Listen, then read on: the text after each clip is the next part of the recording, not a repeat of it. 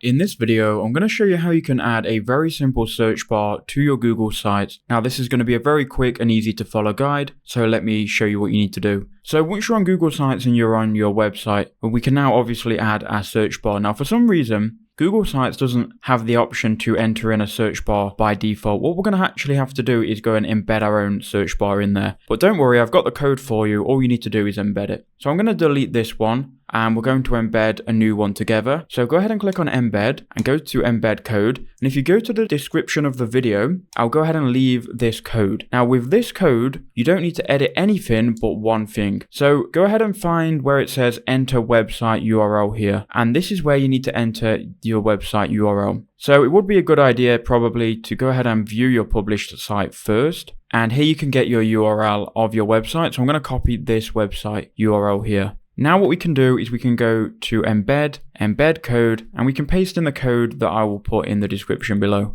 So we'll copy that code, we'll paste it in, and then we need to replace this with the website URL. So we've got our website open, we can now copy the URL and then paste it in here. Now we've done that, we can click next and insert. And it should then insert this search bar, which we can resize here and move wherever we want on the page. I'm just going to center it, I guess. Okay, so now we've done that, we can now go ahead and publish this. So click on publish and publish again. And now let's view our website with our search bar. So here is our search bar. Once it loads, you can then search for anything. So let's search for best beaches. It should then search for the best beaches. Because I don't have more content, it's obviously not going to work 100%. But that's how you can add a search bar to Google Sites.